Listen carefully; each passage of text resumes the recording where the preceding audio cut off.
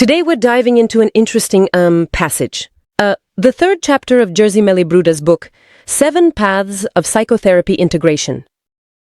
And today we're putting personal schemas under the microscope. Well, that does sound quite serious. So what exactly is it? Yes, it really is, a fundamental concept in Mellibruda's work. He describes these personal schemas as deeply rooted, ingrained, cognitive emotional structures. Structures? Yes, you can think of them as internal maps, or patterns.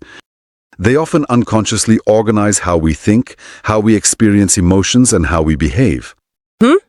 It's a bit like wearing a pair of glasses.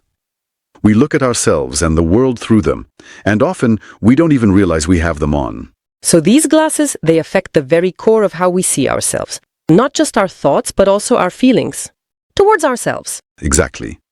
They shape our self-image, our self-esteem, our sense of self-worth. I see. Even our attitude towards our own needs or emotions. And here's something interesting. Mellibruda points this out. Yes. That the patterns which once, maybe in childhood, helped us survive difficult situations. Right, adaptive ones. Yes, exactly. But in adult life, they can become, invisible barriers. Of course, they can support healthy functioning, but if they're too rigid or negative, then they become a source of problems and psychological suffering. And what about relationships? Do these internal maps, these patterns, also determine how we enter into relationships with other people? Absolutely. Mellibruda really emphasizes this. He says that when we enter into relationships, we are not a blank slate. No, we're not. We bring with us, let's call them, ready-made expectations. Aha, expectations about what? Well, for example, trust, closeness. How we deal with conflict. What do we expect in terms of support? These expectations, often completely unconscious, actually stem from our patterns. So we might repeat certain patterns in relationships without even knowing why. Exactly. Mellibruda could give an example here of a person who, let's say, keeps getting into relationships with partners who are emotionally unavailable. That's a recurring pattern, It often has its roots in a schema. For example, a sense of being unworthy of love or attention. This is getting really interesting. Does that mean these schemas also influence how we look at the future, our hopes, our plans? Yes, absolutely. Our schemas shape our expectations for the future. What is even possible for us? What can we expect from life? From fate? So a negative schema can hold us back. Exactly.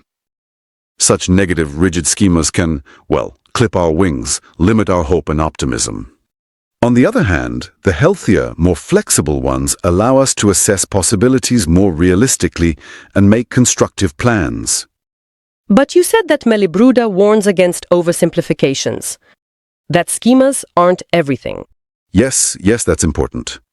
Mellibruda points out the complexity of the human psyche. These schemas, they interact with our temperament, for example. With the value system, with motivation, and of course, with our personal life experiences. So the same schema can manifest differently in different people. Exactly. He gives an example of how the same schema, let's say the schema of submission, can manifest differently in a person with a more extroverted temperament. Such a person might, excessively seek the approval of others. And what about an introvert? For an introvert, the same schema might lead to avoiding situations that require assertiveness. It's not, simple math. It's more like a complex individual pattern for each person. I see. So, to sum up, what is the essence of this concept of personal schemas according to Mellibruda? What is, the key message here? The essence is probably that these personal schemas are powerful, often completely unconscious filters. Filters that shape how we perceive reality. Ourselves, others. Yes, ourselves, other people, and our future as well. They work a bit like an internal autopilot, And understanding this mechanism, how they work, becoming aware of the glasses we wear, that's crucial. And not just in therapy. I think it's important for anyone who simply wants to understand themselves better and steer their life more consciously.